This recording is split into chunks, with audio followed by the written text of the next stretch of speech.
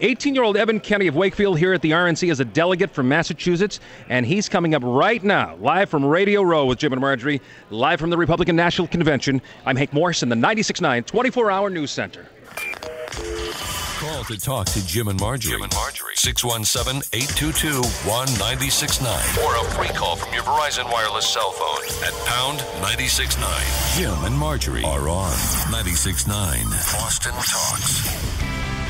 It's 8:35 in the morning. When I was 18 years old, I was learning how to boil water so I could make myself a hot dog. This guy who's joining us in a minute, when he was 18, which he is, was a senior at Wakefield High School. He decides he wants to be a delegate to the Republican National Convention. He not only runs, but beats Charlie Baker and Curry Healy, the two most recent gubernatorial nominees on the Republican side.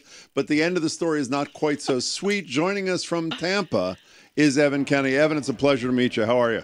Hi, Jim. Thanks for having me on. Pleasure. Good morning, Evan. This is Margery. So tell everybody what happened after you beat Curry Healy and Charlie Baker, Evan. Oh, geez. How much time do I have? It was a long, complex process. I'll try to put it into a thumbnail for you. The Mass GOP sent us an affidavit that asked us to swear under the pain and penalty of perjury to vote for Governor Romney on the first ballot at the convention. And we should say you're a Ron Paul supporter. Go ahead. Well, yeah, I was a Ron Paul supporter in the primary. And this affidavit asked us to swear under the pain and penalty of perjury to vote for Governor Romney in the first ballot at the convention. I had 2 business days to seek legal counsel about the possible, consequences of signing under the pain and penalty of perjury, and I certainly didn't want to face a felony perjury charge. No. I planned to vote for Governor Romney anyway, but that's a separate issue.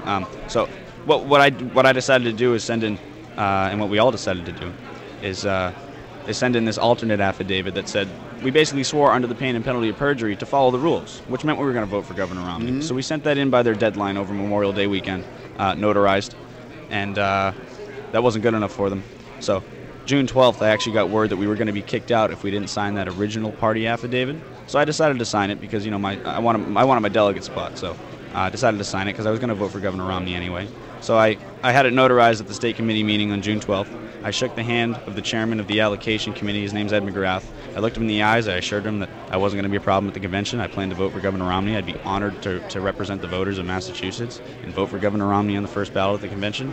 I gave him the affidavit that he wrote. I thought everything was good. The committee met the next night, the allocation committee, June 13th, and I got a letter from them on June 15th that said Romney for President Incorporated had just cause and irrefutable evidence that I would not vote for Governor Romney on the first ballot. And so you're out. So you got screwed. Oh, hold on. Well, in the words of Michael Graham, I got screwed. Those are not my words. By the way, Graham wrote a great column about this. He did write a great column. You should Google know about it. You did get screwed, Evan. Well, at first, things worked out, though. I came down here to Tampa. I testified in front of the RNC's Committee on Contests and in front of Ben Ginsburg, Mitt Romney's top attorney.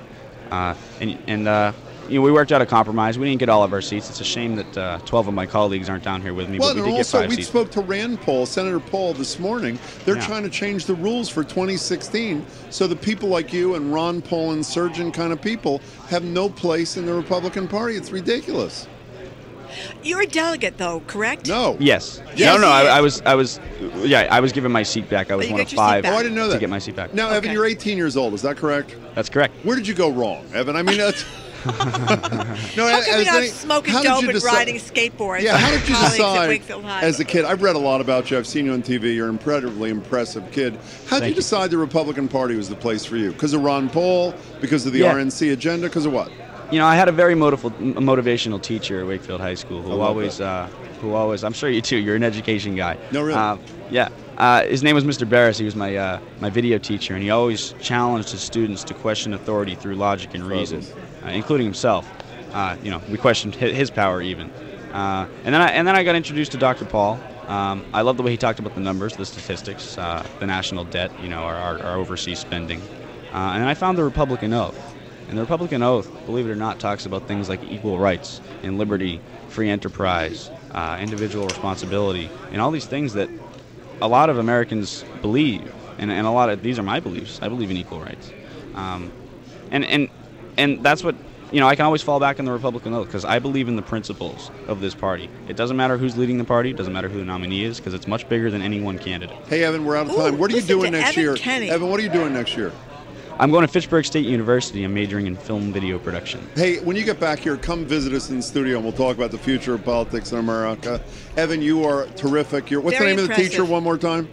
Mr. Jonathan Barris. Mr. Jonathan Barris, we love you too. Evan, good luck. Have fun down there, and we'll talk to you when you get home. All right, thanks, guys. Thank you very much. Evan, one 18-year-old who was not sitting on the couch doing video 18-year-old. games 24/7, like some of the people that we know, or some of the kids that we know. Also, that statement, he should be speaking at He's the damn great. convention. He was great. unbelievable. I know. It's a terrific kid.